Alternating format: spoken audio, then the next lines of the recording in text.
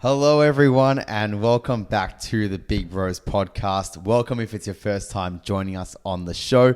My name is Jeremy, and I'm joined by my lovely friend and co-host, Ilan. How you going, mate? I'm pretty good, mate. How are you? I'm well, mate. Episode 69 today, and we... Oh, so funny. So funny. I'm sorry, I had to. Anyways, so episode 69, and we're diving into perfectionism versus procrastination and the psychology of it, our experiences with it, what we can do to get out of it, and why the two of these things interlink so well and can be a recipe for disaster in a way. Yeah, it's an interesting one. I've always been fascinated by the whole idea of how perfectionism can play into procrastination. But I think a lot of our listeners will probably resonate with the fact that if they do procrastinate with things, it's usually because they really hold themselves to a high standard. So that's that perfectionistic standard. And the thing with us humans is that we're humans. Part of the human condition is being flawed. So to try and strive for perfectionism is a very unrealistic goal. But I got to ask you, would you describe yourself as a perfectionist? Look, I used to when I was younger, when I was in school and I would take ages to complete tasks. I would always be the last one to finish my exams, finish, the homework that we needed to do. And then that, transitions into uni when I'd be the last one to finish my assignments. And that wasn't because I was slow at the task. It was because I thought I was, a perfectionist. I deemed myself as perfectionist. And, when I actually dived into that a little bit further and looking back in hindsight now, I think that's bullshit. I wasn't a perfectionist. I don't think perfectionism is, it's not a favorable quote. And I think it's just an excuse for procrastination. I reckon I was a heavy procrastinator and I would always get the work done and it would always get done to a pretty high degree as well. But I'd be apprehensive to just go, all right, mate, sit down, start tackling it, put pen to paper, and let's fucking go. I would wait for a better opportunity, maybe a time where I had 6 hours in the day of free time to sit down and do it, as opposed to maybe 2 hours of free time, because that 2 hours of free time I had scared me a little bit, made me think, okay, well, if I don't get done X amount of tasks in this time, then I'm a failure in a way. So what would I do? I would just delay that to another day, like I said, when there was more time on the clock. And that's procrastination. That's not perfectionism. Well, I think the two things can go hand in hand. And Chris Williamson from Modern Wisdom, he has a quote that goes, "Perfectionism is procrastination masquerading as quality control." And I find that so... Great fucking quote. Great quote. I wish I could come up with quotes like he does. But something I find really interesting about that whole idea is that I think it's something perfectionist, and I'll put myself in that boat. I reckon I am a perfectionist and have been for a long time. I completely agree. I think it's a bullshit kind of cope that we come up with instead of just dealing with the fact that, we just can't deal with the anticipatory anxiety of producing a bit of work that we might not be happy with. So what do we do instead? We engage in activities that don't allow us to face that anxiety, don't allow us to face that discomfort and embrace it. And I've found, and I still probably from time to time, albeit much less, I will find that when I was in undergrad and maybe quite a bit in school as well, is I would just doom scroll because, if I've got 2 weeks to complete an assignment, but even if we're not using the uni example, even, we can use the podcast, anything where we want to produce a really excellent product, an excellent product of an assignment, you will often find that there's this expectation you place upon yourself that if you don't put it out right, then it's almost not worth starting now. So then you tell yourself, well, I probably should start this assignment or this, this podcast material or engage in whatever I have to do when I'm feeling as though I can get it into a perfect standard. And it's in a bit of an illusion that we set ourselves, don't you reckon? Absolutely. And I think this illusion actually gets worse as we get older, funnily enough. I think in school, you're handheld. In university, you're handheld. What I mean by that is you've got your teachers telling you what to do, when to do it. And university, people think that you're not handheld. That was often the the reflection I got told when I first approached university. People said it's not like school, your hand isn't held, it's all on you to do the work. But I reckon that's a bit of rubbish as well, because you still have your LMS system, your modules, and you know that, okay, this is week 10, by week 12, I have to get this done because that's the deadline. So even though no one's in your ear telling you when to complete things, it's still written out on paper for you to know when to complete things. And to me, that's hand-holding still. As you get out of university and you transition into the big wide world, that just skyrockets in terms of the independency all on you now, and nobody is telling you what to do, when to do it, how to do it. It's up to you to make the thing happen and to go out there and do the thing. So what did I feel like in the initial stages was probably that transition into that hyper independency on yourself. That's where your procrastination versus perfectionistic tendencies are truly tested, because that hand-holding element is not there anymore. I don't know if I completely agree with you, because I'll give you this sort of example to illustrate what I mean. So I guess a perfectionist's common habits when it comes to, let's say, completing anything with a deadline is they won't start it early because they don't want to deal with the anxiety of not producing a piece of work that is up to their standards. They'll end up waiting until they absolutely have to get it done. But the anxiety of not getting it done in time is stronger than their anxiety about not producing a piece of work that's up to their, high standards. So that anxiety about, having work that, it's not the best, but at least I'll still hand it in. That, I guess, pressure of having to hand in something on time in a way has become the driving force for that person, right? And in that case, that person's perfectionism kind of goes out the window for that brief period of time. And I find that maybe nowadays, if you don't have that pressure on you, for example, you get out of school and you get into uni, and you said your hand's still being held, right? And then you get into the big wide world.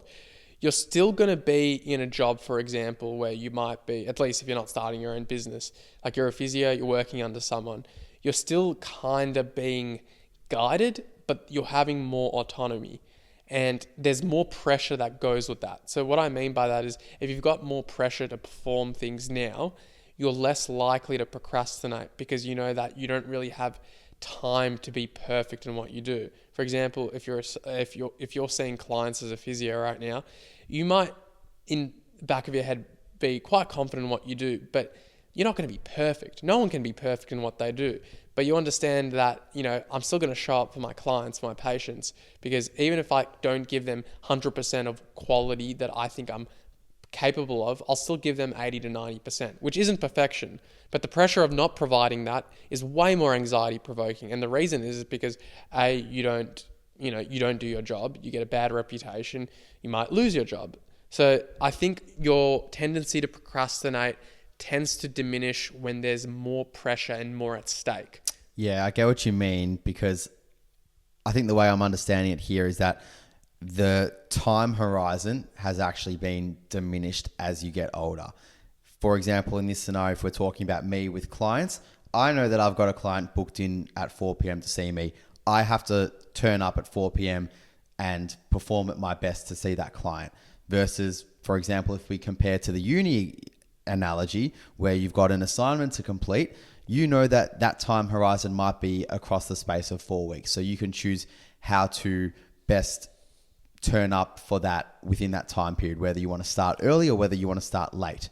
So I think it's more so a contrast between the time horizons of when your tendencies to be perfectionistic are going to be tested. You can't really procrastinate as much when you've got a shorter time horizon, right? Correct. But I think what I was referring to more so if we forget about the work example, is more so about your passions, about your interests.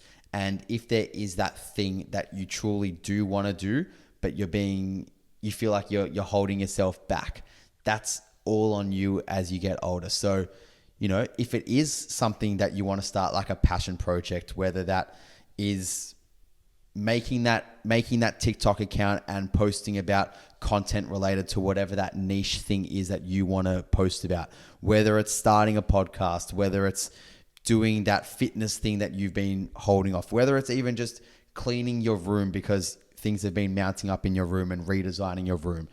It can be anything. But when you aren't being handheld as you get older, that is when it's tested in a way. And I feel like you and I can relate to that with the podcast, for example. When we first spoke about starting this podcast, it was like during COVID times, mate. Like I remember us being in the park and talking about starting it during COVID times, and we were writing notes down and we were coming up with ideas, we were coming up with names, and we only started it like a year and a half after we first started talking about it. Is that procrastination? Is that perfectionistic tendencies? I think it interlinks. I think it's a mixture of the two. And I think it was also fear of judgment, perhaps, fear of putting ourselves out there. And as you get older, that only increases because no one is telling you to do it, and no one is telling you, or no one is rather coming to you with an opportunity and presenting themselves at you to make it happen. It's on you to make things happen. Cinderella isn't going to be there to make it happen for you. It has to be you to make it happen. I love that. And let's not forget that Dan Butler was at the park when we were writing our ideas. But I want to talk about something that I think plays into every kind of procrastinator's mindset, and it's the cognitive behavioral model of it. I want to see if you resonate with this, because especially when we were starting the podcast, because I think for a long time you were quite reluctant. You were asking yourself, is there anything of worth that we can put out? Like, why would anyone want to listen to us? What niche should we be filling? All these very valid questions. And so I want to just relate it back to this cognitive behavioral model, which is, let's use the podcast as a great example. You sit down and you start brainstorming potential ideas for this podcast. You get this anxiety saying, well, this needs to be a perfect podcast idea. It has to be absolutely perfect. And then you start thinking, well, if I can't achieve perfection, what's the point of me sitting down here? This is just a waste of time. This will fill you with a bit of anxiety. This will fill you with a bit of apprehension. And then more, I guess, beneath that surface level, you've got the rigid thinking, and I love talking about it, which is, I need to produce something good. I need to produce something worthwhile. I need to produce perfection. And that could be perfection with a uni assignment, or it could be perfection with a podcast idea, a podcast production, whatever it is. But you can still apply that general rule of thinking. And when you're in that I need and I should and I have to attain perfection, you ask yourself, well, what does it mean if I don't achieve that level of perfection? Well, it would mean that I'm not really worth much as a person. And that's like getting into your core beliefs. And then you start asking yourself, so what makes someone worthwhile in that case? Well, it's someone who's perfect. And then you ask yourself, is that really a rational or a logical kind of belief? And you could use this as a way to kind of get rid of your perfectionistic thinking. But what I'm trying to get at here is the whole idea of being worth something versus being worthless. And I think that cuts down to a lot of procrastination. And maybe even with us a little bit when we started the podcast, we probably prioritize so much having something that was near perfection that it held us back from even getting the ball rolling. Because the consequence of not putting out something of perfection is, well, and we don't put anything out of perfection because no one does. It's very difficult. But at the time we were thinking, if we don't put out something of perfection, then what are we worth as individuals? And that could be a very subconscious thing, but that's usually kind of what they call in psychology the downward arrow technique, where you go down all these cognitive levels of processing. And I want to ask you if you kind of felt that element of like, if I need to produce something good, it needs to be worth something. Otherwise, I'm not worth much as a person. Does that resonate at all with you? I didn't think it would reflect me as, am I worthy as a person? I think I'm also related to the sense of being an imposter, the sense that, who the hell would want to listen to us and to me? I mean, I'm just a kid. What would I know? But then, I thought, well, that's exactly what I wanted when I was a younger kid, when I was 18, 19, coming out of school. That's exactly what I wanted. I didn't want perfection. I didn't want to listen to perfection. I wanted to listen to someone that was a couple years older than me, that, was just faking it till they made it, essentially, and would be able to speak to a relatable audience, and I could resonate with that. And I think I also, the hardest part about getting the ball rolling and, thinking about perfectionism and all of that is because we're surrounded by, the people that we listen to and that we see on the internet, in our minds, we deem as perfect. We look at the Chris Williamsons, we look at the Joe Rogans, and, these are our heroes when it comes to the podcast game. Why? Because they're massive and they've been doing it for so long, and they look perfect to us. They've got the big production set. They've got, they're so eloquent in the way they talk. But then you have to remind yourself, well, these guys are 700 plus episodes in. And, credit to Chris, because he talks about this regularly in his podcast about how, his first episode was just across his kitchen table with one central microphone split between 3 people. And he didn't publish anything on his socials for the first 5 months. And his growth was effectively invisible for the first 3 years. And hearing that from someone that in our minds has essentially made it has given me and you and us that's what gave us the initial kick and push to actually go out there and fucking do it ourselves, because we heard someone that was so real about their journey versus someone that didn't actually speak about it. Because sometimes you see people on Instagram and the internet talking about, oh, look, I started from the bottom and, now I've built myself up. But oftentimes a lot of these people have a lot of big money backing them. They've maybe come off a very popular show on television, or they're already an influencer to some extent.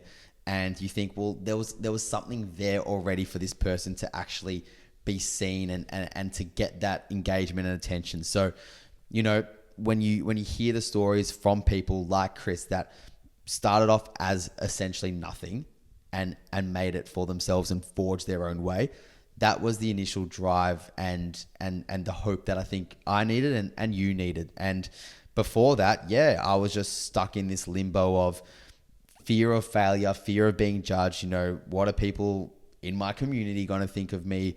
What are friends going to think of me? Because I know that people will probably talk about me behind my back and probably say, did you hear what he said, or who are these guys talking about these things? But I think I just came back to the fact that, do I really care? Because if they are saying these things, then they're probably not people that would be in my corner anyway. So do I want them in my corner? Nah, I want to feel like I'm surrounded by people that, hype me up and bring the best out of me, and, can actually give me constructive feedback too when maybe shit isn't going to plan or things haven't been great. And, we've been so lucky in that sense that we've had those people around us that, will hype us up, but will also tell us that, I think you guys should do this differently and provide great solutions to it, because it comes from a place of love, not from a place of just finger pointing. It almost sounds as well as though you detached your sense of worth from, the quality of the podcast itself.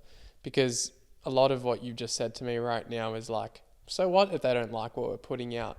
Because it's almost like you became comfortable within your own skin, that whatever you say on here, it's not going to necessarily be reflective of who you are as a person, of, what encompasses Jeremy Tusia. So I think that's a very, very important thing for anyone, especially who wants to pursue something that, takes them out of their comfort zone, but might require them to get over this idea that, well, I need to put something out into this world that is quite perfect. Otherwise, people are going to think I'm just what is there to me as a person if I don't produce something of perfection? And I think that's a very important thing for young people to dispel with as quickly as possible. And there's a story you were talking about earlier, and it's the whole idea that quantity overrides quality, or it precedes quality. So quantity precedes quality. Can you tell me more about that? Yeah, this is something that Hormozy talks about regularly, and where I first heard it on Chris Williamson's Modern Wisdom podcast. We just love that man. Well, we love him because it's real shit. It's great shit, and it's so well explained. And, Hormozy gave this incredible analogy to quantity versus quality, and that was, there were 2 classes, school classes. One class got told to produce one pot, so a pottery pot, one pot for the semester. So they had a whole semester to produce one final product and make it the best product they could possibly produce. Then the other class got told to produce as many pots as they possibly could. So it wasn't a matter of perfectionistic tendencies and quality. It was just get the pots on the production line and produce as many as you can by the end of the semester. And you would often think that maybe the one that had the orders to focus on producing just the one pot would produce a much more beautiful pot. But the story goes that it was actually the class that got told to produce quantitative pots that ended up producing a nicer pot and nicer pots than the one in the other class. Why? Because that class went through fuck ups. They went through screw ups. They messed up and they learned from those mistakes. And through learning from those mistakes, they were able to produce something of a higher quality. And it just goes to show in that story that quantity actually does override quality a lot of the time when honing in on a skill. And, we can relate this to us with the podcast as well, because look at our videos. Half the time they're still blurred, if not 90% of the time. And this is something that you and I are still trying to master. And, if we were so perfectionistic about it and we allowed our tendencies to get the better of us, nothing would be produced or things would rather be deleted. I completely agree with you there. I think it's so true. When you remove the pressures of perfection, well, it seems obvious, but you're going to be producing way more. And it's almost this other thing, which is like, paradoxically, you would think that, okay, if I have a lot of time to think about how to make something as good as possible, then the one single chance I have at producing what I think needs to be perfect will come out just like that. But that's just not the case. At least it's not based in reality, because it's all about getting to those 10,000 hours of mastery. And I forgot who quoted that, but it's the whole idea that with any task for you to become an expert or a master in, it takes 10,000 hours. I would love to do a calculation of how many hours we've done of recording. I doubt we've reached 10,000. I reckon Absolutely not. We'd be maybe in the early thousands at this point. But, it takes time. And the Chris Williamson example as well, he was talking about how his listeners, he gained 90% of his listeners after 2021. Oh, actually, yeah. 95% of his listeners after 2021. I was listening to him in 2021, meaning I was still in a very small group of people that listened to him. So he was still quite obscure then. There's this idea that once you become successful, it's also almost that exponential growth, like a hockey stick, that, you're getting bigger, bigger, bigger. And I guess for anyone who's looking at us or not seeing us on camera right now, what I'm showing is like that curved hockey stick that you're slightly going higher, higher, higher, and then you just go vertical or as close to vertical as possible. And that's exponential growth. And I think that kind of coincides with those reps. So I think that's something to keep in mind. And I think it's a very comforting thing for a perfectionist, because knowing that you can have the ability to fail. And I think that's a really, really important thing that's helped me as well, is you have freedom to make mistakes. You're going to make mistakes. So just get comfortable with the fact that it's going to happen. And once you can tell yourself that, you've got way more freedom to begin anything you want to do, because you just write, you just work, you just do anything without that fear. Yeah, well, I think with that fear of failure, I used to have that fear of failure. And to me, that fear of failure was, what if I start this project and don't finish it, essentially? And it was as easy as saying, well, I'm not going to fucking let that happen, because I'm going to finish something that I'll start. I'm not going to allow something that, I start, a project, an idea, to just stop prematurely. Like, if I start something, I'm committing to that.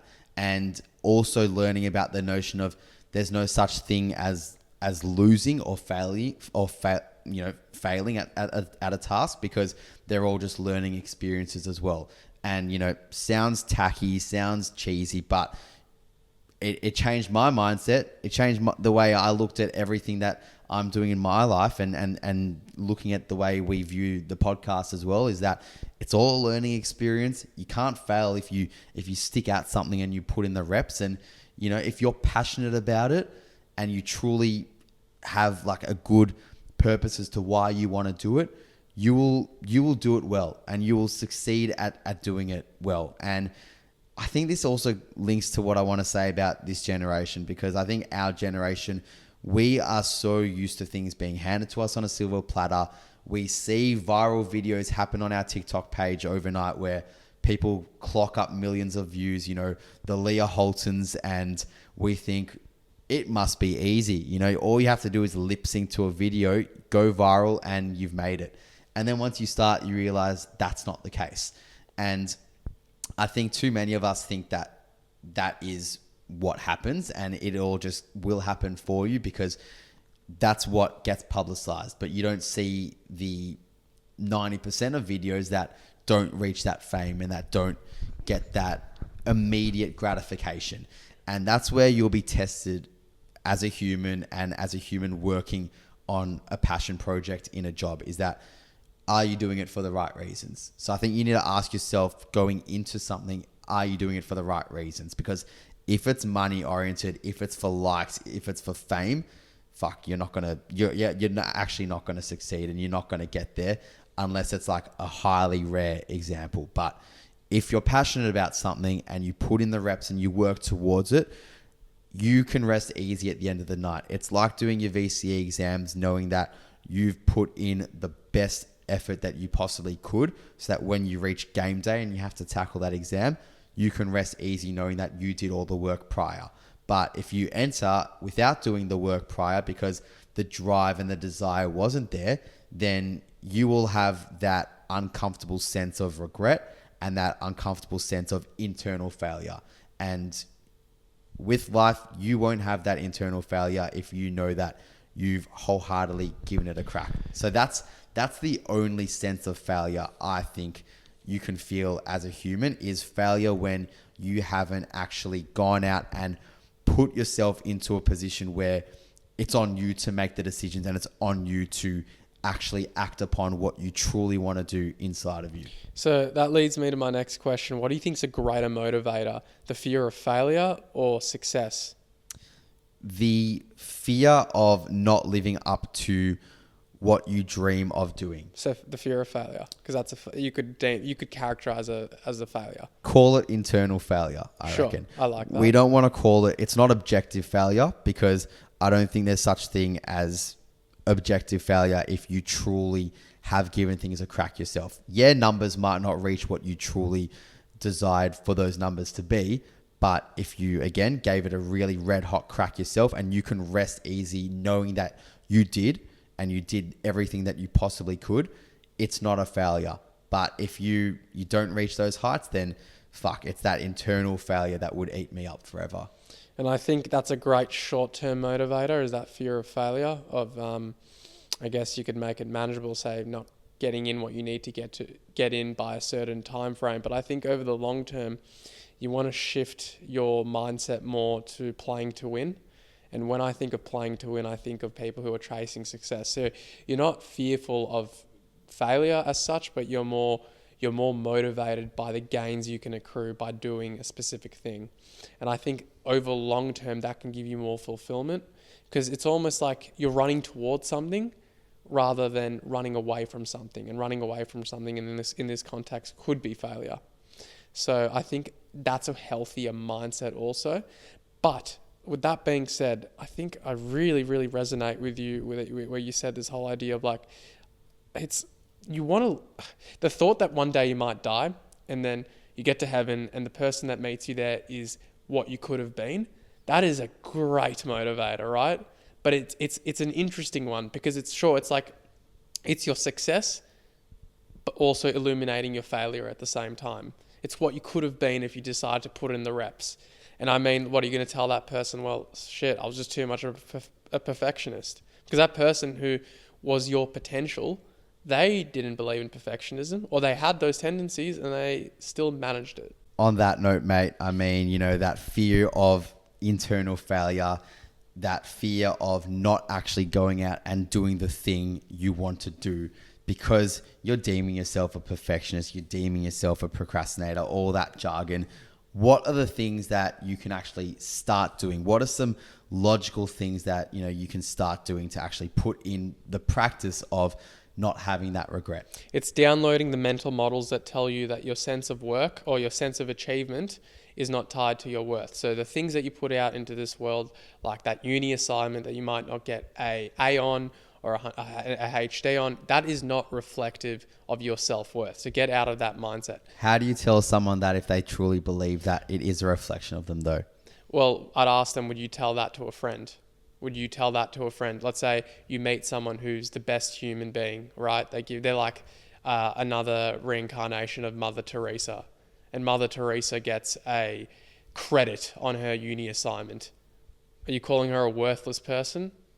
You're probably going to say, no, you're not. So why are you applying that rule any differently to you? Treat your friends how you treat yourself. Correct. So that's one example I guess I would think of. But more specifically, I would download a mental model that tells me that, okay, perfectionism isn't achievable, right? But what is achievable is putting in just getting reps out. Reps, anyone can do it. And letting myself know that getting enough reps in will eventually lead to better quality. And knowing that that's the only solution is just getting things out, even if it's crap quality at the start. When you realize there's no other way, you're way more likely to do it. And truthfully, a part of the next thing I would really kind of hone in on is try and shift away from being so motivated by your failures. I think shifting your focus to be motivated by what you can achieve, it's much more exciting. It's way more freeing. And I think freedom is what every perfectionist needs. I like that. I really like that because, I think we all know too well that, that feeling of perfectionism makes you feel trapped. You feel like you're in a box and you can't get out, and you're just waiting to break the shackles and perform at ease and perform with ease.